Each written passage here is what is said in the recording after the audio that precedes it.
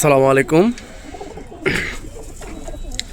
আজকের কবুতরগুলোর অবস্থা আলহামদুলিল্লাহ, কবুতরগুলো শীতের মধ্য দিয়ে সুস্থ আছে। সবাই দোয়া করবেন কবুতরগুলোর জন্য।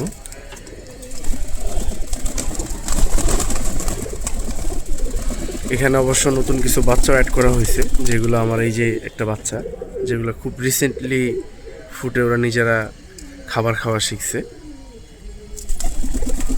এই যে একটা আছে, তারপর অল্প কিছু বাচ্চা আছে এখানে। অবশ্য আরও কিছু বাচ্চা হয়েছে, বাট ওগুলো আমাদের উপরে ধাপটিতে চলে গেছে। উপরে ধাপটিতে ওরা কিছুদিনের মধ্যে ফ্লাইংয়ের জন্য প্রস্তুতি নিয়ে নেবে ইনশাল্লাহ।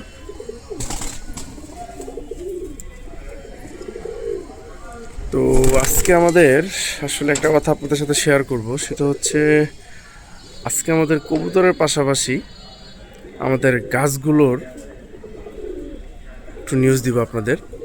সেটা হচ্ছে আমার এই বাগান বিলাসগুলো অনেক ফুল দিয়েছিল, মাঝখানে অনেক ফুল দিয়েছিল আলহামদুলিল্লাহ। বাট আমি কিছুদিন আগে ওদেরকে কিছু রাসায়নিক খাবার দিই, তো এরপর থেকে আমার গাছগুলো দেখেন কি অবস্থা হয়ে গেছে। তার পাতা ঝরে গেছে। এই যে এইটাতে অনেক ফুল ছিল, এটাতে এত ফুল ছিল আসলে সবাই বললো কি ব্যাপার। আমার বন্ধু বান্ধব অনেকে ছাদে আসলো, আসার পরে বললো কি ব্যাপার বন্ধু, এটা কি চায়নাতে আসলাম নাকি, এত ফুল কেন। সেই গাছ, তারপরে এই যে একটা, এটাও অনেক ফুল দিছিল। এই গাছটা আমি কেটে দিছি অবশ্য।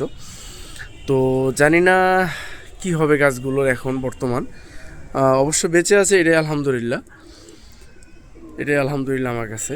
বাট জানি না কীভাবে রিকভার করব। যদি আপনাদের কোনো আইডিয়া থাকে জানাবেন অবশ্যই কমেন্টস করে, যে আসলে গাছগুলোর এই অবস্থা রাসায়নিক সারের কারণে কিনা, বা আসলে কি করণীয় এখন রাসায়নিক সার প্রয়োগের পরে এখন করণীয় কি যাতে গাছগুলোর এই অবস্থা হয়ে গেছে। অবশ্যই কমেন্ট করে জানাবেন। আসসালামু আলাইকুম।